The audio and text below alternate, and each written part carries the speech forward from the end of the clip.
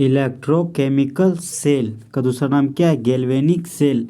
तीसरा नाम क्या है? Daniel cell. एक ऑब्जेक्टिव है दोस्त कि जिंक और कॉपर के जोड़ी को, जिंक और कॉपर के जोड़ी को ही क्या बोलते हैं? Daniell cell. ये वेरी वेरी इंपॉर्टेंट ऑब्जेक्टिव है। इलेक्ट्रोकेमिकल सेल का ही फोर्थ नेम क्या है? वोलाटाइक सेल। वोलाटाइक सेल एक ऐसा सेल या एक ऐसा डिवाइस या एक ऐसा बर्तन या एक ऐसा हंडिया, केमिकल मतलब केमिकल एनर्जी, केमिकल एनर्जी, और इलेक्ट्रो का मतलब क्या हो गया? Electrical energy. एक ऐसा सेल जो केमिकल एनर्जी को इलेक्ट्रिकल एनर्जी में बदल दे, उसी को क्या बोलते हैं? Electrochemical cell. एक ऐसा सेल जो केमिकल रिएक्शन को करके इलेक्ट्रिकल एनर्जी में बदल देना। इसका एग्जांपल क्या है? हमारा बैटरी। हम लोग देखते हैं कि बैटरी में केमिकल के द्वारा केमिकल रिएक्शन होकर उससे हम लोग को क्या मिलता है? लाइट, मतलब इलेक्ट्रिकल एनर्जी। उसी इलेक्ट्रिकल एनर्जी का यूज हम लोग बल्ब को जलाने में यूज करते हैं।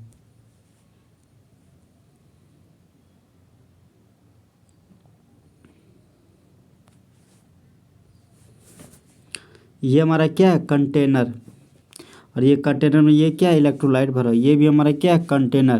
और इस कंटेनर में क्या भरा हुआ? इलेक्ट्रोलाइट। जब कंटेनर में, जब इलेक्ट्रोलाइटिक सॉल्यूशन में एक इलेक्ट्रोड को डुबोते हैं तो वही हमारा क्या है? Half cell. अगर इलेक्ट्रोलाइटिक सॉल्यूशन में एक इलेक्ट्रोड को डुबोएं तो वही हमारा क्या है? Half cell. उसी को क्या बोलते हैं हम लोग? Half cell.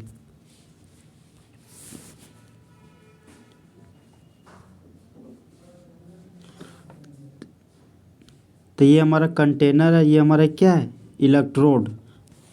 जो इलेक्ट्रोड किसका बना हुआ है? सॉरी सॉरी सॉरी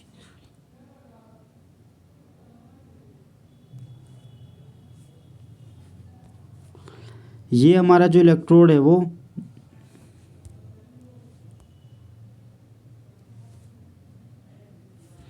ये हमारा जो इलेक्ट्रोड है वो किसका बना हुआ है? जिंक रोड का। और ये जो हमारा इलेक्ट्रोड है वो कॉपर रोड का बना हुआ है। अब जिंक का रोड है, ये क्या है? जिंक का रोड है। तो जिंक जानते हैं मेटल है। मेटल क्या करता है? दो इलेक्ट्रॉन को लूज करके उसका मुंडी पर क्या आ जाता है? Positive charge. तो जिंक का रोड टूट टूट के जिंक आयन के रूप में इलेक्ट्रोलाइटिक सॉल्यूशन में जमा होता है। तो जिंक का रोड हम लोग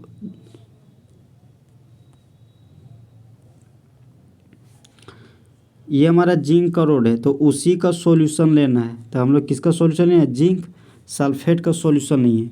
ये हमारा कॉपर का रोड है, तो उसी के इलेक्ट्रोलाइटिक सॉल्यूशन कॉपर के रोड को डुबोया गया है।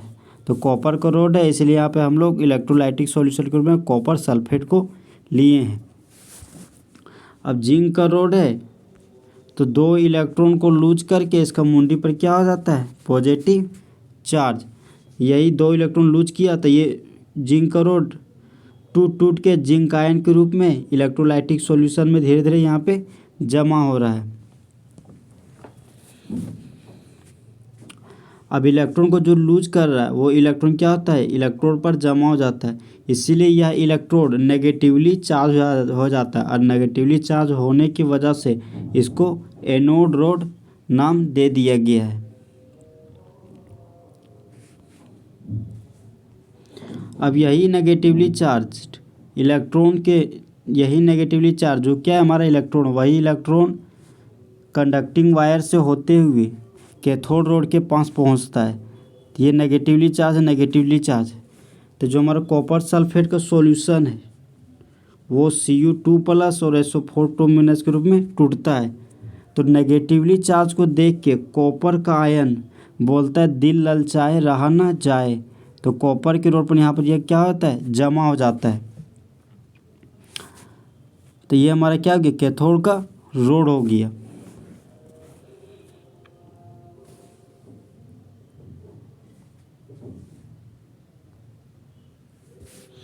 दो इलेक्ट्रोलाइटिक सॉल्यूशन को जोड़ने वाला हमारा क्या है, सॉल्ट ब्रिज। ये हमारा क्या है, सॉल्ट ब्रिज है। सॉल्ट ब्रिज में पोटेशियम क्लोराइड, पोटेशियम नाइट्रेट, चाहे पोटेशियम सल्फेट भरा हुआ रहता है, क्योंकि पोटेशियम क्लोराइड का जो मोबिलिटी है, जो मूविंग कैपेसिटी है, वो क्या होता है, ज़्यादा होता है। इसीलिए यहाँ पे पोटेशियम क्लोराइड का यूज किया गया। और ये जो हमारा सॉल्ट ब्रिज है वो अगर का नाम, अगर रेड एल्गी से इसको प्राप्त करते हैं। इसी से क्या हुआ, ये बना हुआ है हमारा सॉल्ट ब्रिज, जो कि दो इलेक्ट्रोलाइटिक सॉल्यूशन को जोड़ने का काम करता है। इलेक्ट्रोलाइटिक सॉल्यूशन में जिंक आयन को बढ़ने की वजह से क्लोराइड आयन इस इलेक्ट्रोलाइटिक सॉल्यूशन में जाता है और जिंक आयन 2+ है, तो 2 मोल ऑफ Cl- यहाँ आके इसको न्यूट्रल कर देता है। अब देखिए इधर सल्फेट का आयन इलेक्ट्रोलाइटिक सॉल्यूशन में बढ़ जाता है, तो इधर से पोटेशियम आयन 2 मोल आकर सल्फेट आयन को क्या कर देता है, न्यूट्रल कर देता है। कॉपर सल्फेट का सॉल्यूशन कितना लिया गया, 1 मोलर। तो मोलर मतलब क्या होता है, मोल पर लीटर, मतलब 1 लीटर सॉल्यूशन में 1 मोल इलेक्ट्रोलाइट को डाला गया है।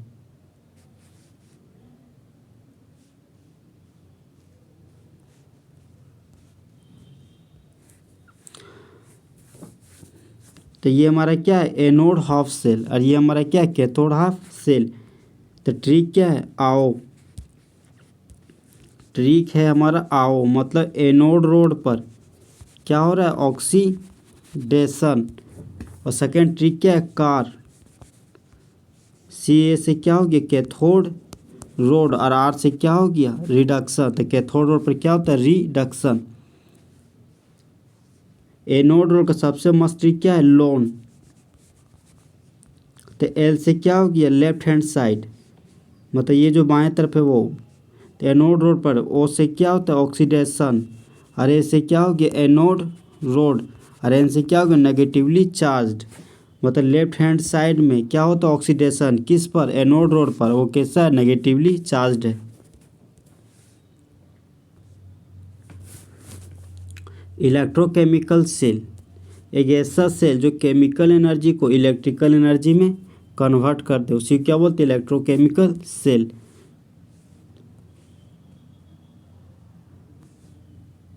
अब हम लोग उसका इंट्रोडक्शन पढ़ेंगे।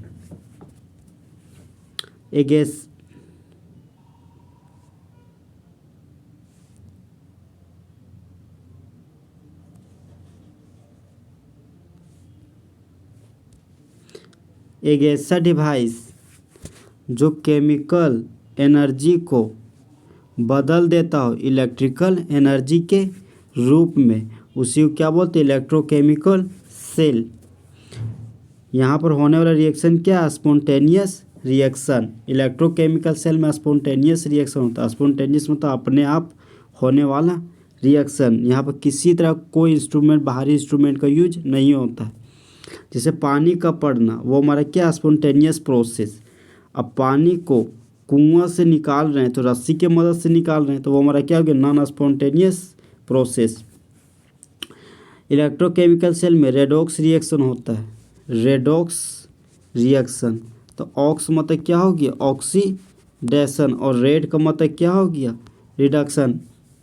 एक ऐसा बर्तन जहाँ पर रिडक्शन और ऑक्सीडेशन दोनों प्रक्रिया होता है, उसी को क्या बोलते हैं, रेडॉक्स रिएक्शन।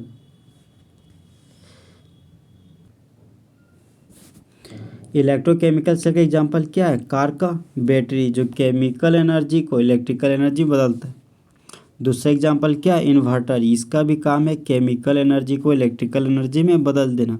फिर है टॉर्च का बैटरी, वो उसका भी काम है केमिकल एनर्जी को इलेक्ट्रिकल एनर्जी में बदल देना।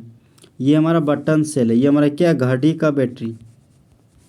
ये है हमारा घड़ी का बैटरी, जो क्या होता है, सिल्वर जैसा होता है, तो चांदी जैसा दिखा, चांदी कलर का होता है, जिसका काम है केमिकल एनर्जी को इलेक्ट्रिकल एनर्जी में कन्वर्ट कर देना। कंस्ट्रक्शन, बनावट, इलेक्ट्रोकेमिकल सेल का बनावट। यह दो हाफ सेल से मिलकर बना हुआ है। एक है हमारा एनोड हाफ सेल और दूसरा है हमारा cathode half cell. Anode half cell रखा हुआ है बायां हाथ के बायां साइड में, लेकिन कैथोड हाफ सेल रखा हुआ है राइट हैंड साइड की तरफ।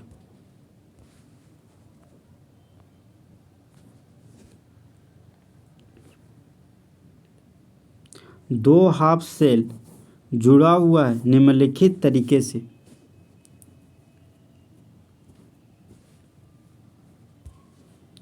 दो इलेक्ट्रोड जुड़ा हुआ है कंडक्टिंग वायर की मदद से। कंडक्टिंग वायर एक ऐसा वायर जिससे इलेक्ट्रिक करंट डक्ट के द्वारा पास होता हो, उसे क्या बोलते हैं? Conducting wire. लेकिन दो इलेक्ट्रोलाइट, ये यहाँ क्या लिखा हुआ? कनेक्टेड। लेकिन दो इलेक्ट्रोलाइट जुड़ा हुआ है सॉल्ट ब्रिज की मदद से।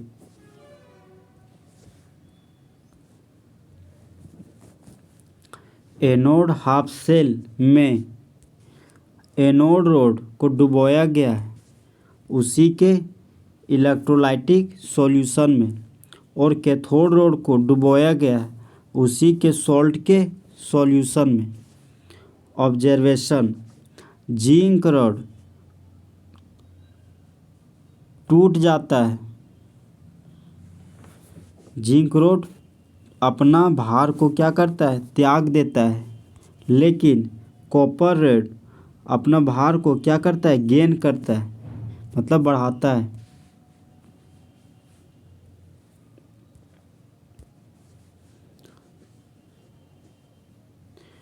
Zn2+ आयन का सांद्रण इलेक्ट्रोलाइटिक सॉल्यूशन में बढ़ जाता है, लेकिन कॉपर 2+ आयन का सांद्रण इलेक्ट्रोलाइटिक सॉल्यूशन में घट जाता है। यहाँ पर इलेक्ट्रोकेमिकल सेल में ना तो एनर्जी का त्याग होता है, ना तो एनर्जी यहाँ पर ग्रहण करता है।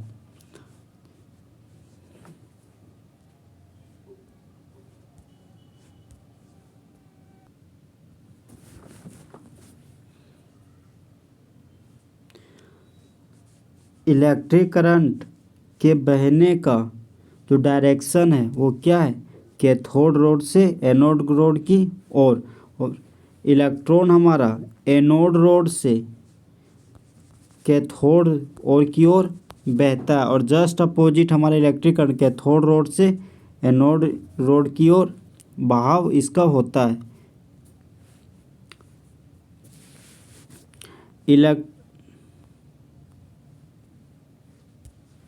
इलेक्ट्रॉन का बहाव जब बंद हो जाता है तब सेल रिएक्शन भी हमारा क्या होता है? बंद हो जाता है।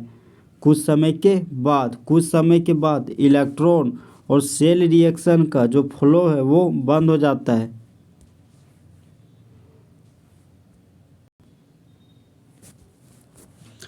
इलेक्ट्रोकेमिकल सेल कैसे काम कर रहा है? इलेक्ट्रोकेमिकल सेल में होने वाला रिएक्शन क्या है? रेडॉक्स रिएक्शन, जो अपने आप होता है।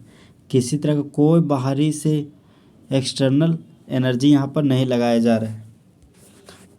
तो एक ऐसा रिएक्शन रेडॉक्स मतलब क्या होगी? एक ऐसा रिएक्शन जहाँ पर रिडक्शन भी होता हो और ऑक्सीडेशन भी होता हो, उसी को क्या बोलते हैं? Redox reaction.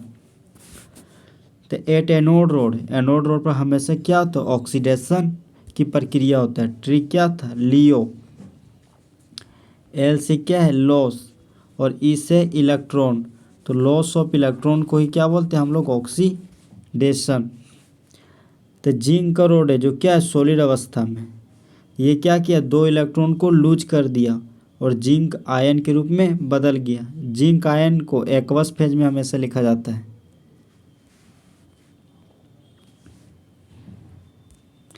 ये हमारा क्या है? कैथोड का रोड है।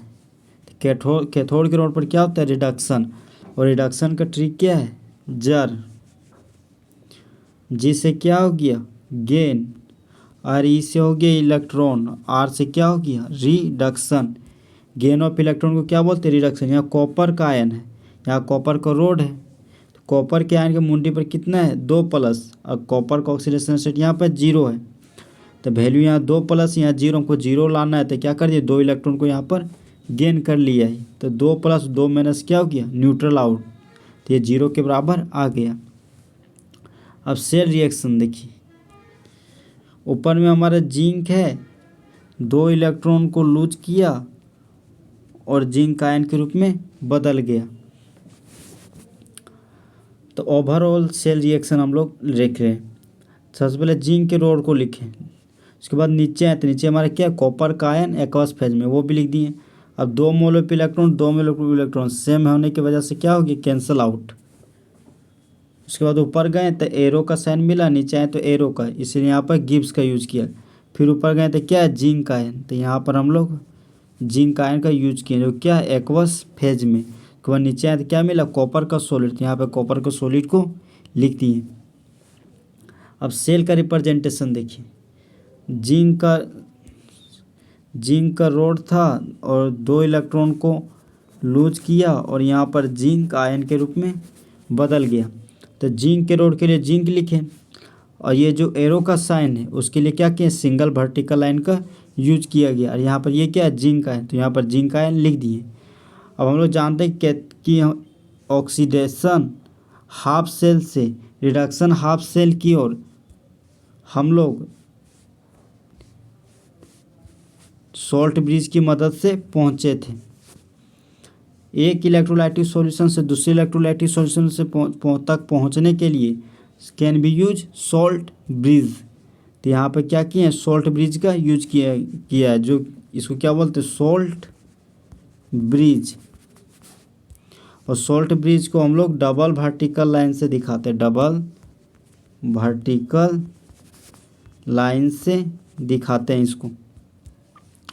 अब इधर हमारा देखिए यहाँ हमारा क्या कॉपर 2+ है, तो कॉपर 2+ साइन लिख दिए। ये एरो का साइन तो सिंगल वर्टिकल लाइन ली, और कॉपर सॉलिड फेज में तो कॉपर सॉलिड फेज में ली।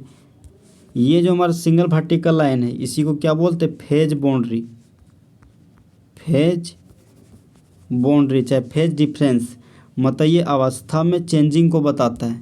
जैसे यहाँ एक्वस फेज है और यहाँ क्या है सॉलिड फेज है, तो फेज का डिफरेंस अवस्था अलग अलग है, इसलिए यहाँ पर सिंगल वर्टिकल लाइन का यूज किया गया। इस तरह से इलेक्ट्रोकेमिकल सेल हमारा पूरा तरह से क्या हो गया इंड।